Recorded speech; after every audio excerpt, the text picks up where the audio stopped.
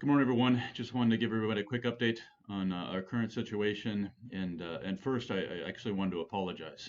I know that we've had to furlough a lot of you, and you haven't been working. And I wish I had had an opportunity Jose de to Juárez, not have the Jose de phone Juárez. turn on right now. But no, I wish I'd had the opportunity to speak with each one of you, or have everyone together a group. It was just things moved quick.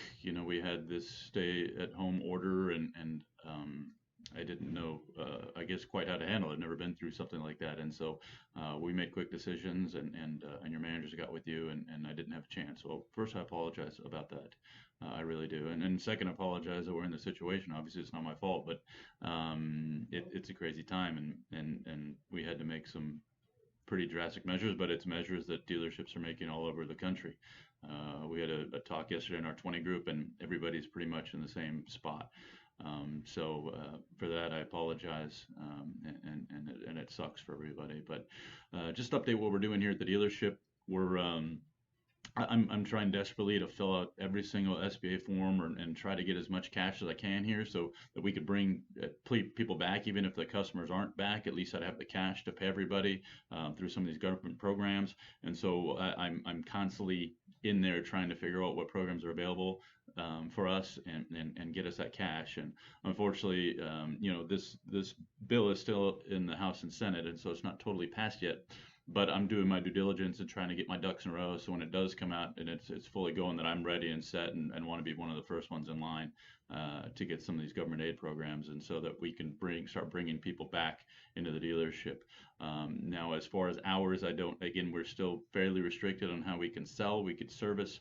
So all those things they're still moving. It's still in motion. I don't know exactly when any of these restrictions are to be lifted, and so again, I apologize about that, but I'm kind of in the dark along with everybody else here, and um, so we're doing that, and obviously we're open for service, and we're doing our best to keep our heads afloat so that everyone still has jobs here after all this is done. I mean, we're not in dire straits yet, and I feel really confident that we can make it through, 4, 5, or 6 months of this if we had to.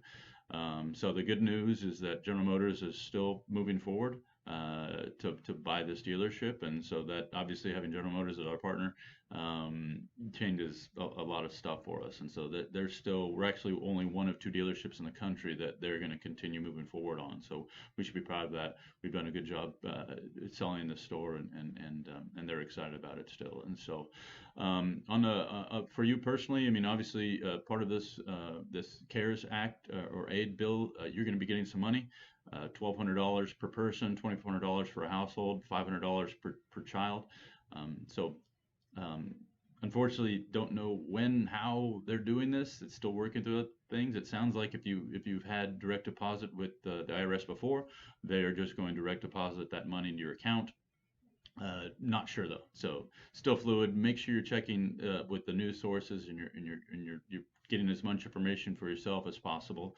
The other thing, I just some advice from me is keep cash right now.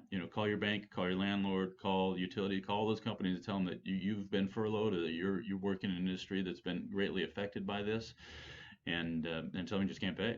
And there's gonna be a lot of forgiveness for bills and such during this time. So keep hold of your cash.